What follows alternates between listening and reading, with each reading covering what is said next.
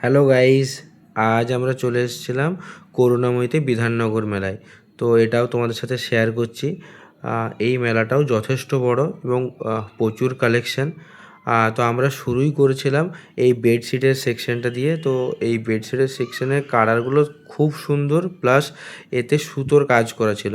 আর এই চাদরগুলো কী বলতো, একটু মোটা ধরনের, মানে কম শীতের জন্য খুবই ভালো। তো আমরা এখান থেকে পারচেসও করেছি, প্লাস এখান থেকে আমাদের একটা অনুষ্ঠান বাড়ির জন্য গিফটও নিয়েছিলাম। এখানে বাচ্চাদের জন্য আলাদা করে নাগরদোলা এসেছিলো, তো তারা কিন্তু সেটাও এনজয় করতে পারে।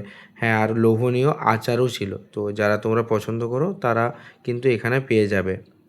এখানে উপরি পাওনা বলতে, এখানে মেলায় কিন্তু প্রতিদিন সন্ধেবেলাতে অনুষ্ঠান হয়।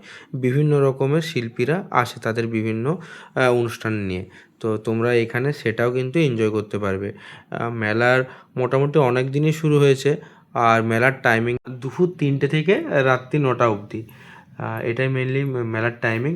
আর এখানে কিন্তু কাশ্মীরি শল, কাশ্মীরি ড্রাই ফ্রুটের জন্য কিন্তু আলাদা আলাদা কাউন্টার আছে। তো এখানে কিন্তু তোমরা শীতের পোশাকের জন্য কাশ্মীরি শাল বা সোয়েটার সেগুলো পারচেস করতে পারো। আর এখানে দেখতেই পাচ্ছ মেয়েদের তো কালেকশনের জন্য থাকবেই। তো জুয়েলারি সেকশনের জন্য, মেয়েদের ড্রেসের জন্য কিন্তু সমস্ত আলাদা আলাদা সেকশন আছে। এখানে ফুড কোর্টটাও কিন্তু সেপারেটেড। তোমরা দেখতেই পেলে ওখানে কিন্তু শীতের জন্য পিঠেও শুরু হয়ে গেছে। তো তোমরা যারা পিঠে খেতে ভালোবাসো তারা কিন্তু এখানে এসে অবশ্যই পিঠে টেস্ট করতে পারো। প্লাস এখানে বাংলার বিভিন্ন শাড়ি বা এই যে হাতের কাজের কুর্তি, এগুলো দেখতেই পাচ্ছ, সেগুলোর জন্য কিন্তু সেপারেটেড কাউন্টার আছে। এখানের হ্যান্ড পেন্টিং বা শোপিসগুলো কিন্তু খুব সুন্দর। তো সেগুলোও কিন্তু যথেষ্ট ভালো। তোমরা সেগুলোও মানে এলে তোমাদের চয়েস হয়ে যাবে।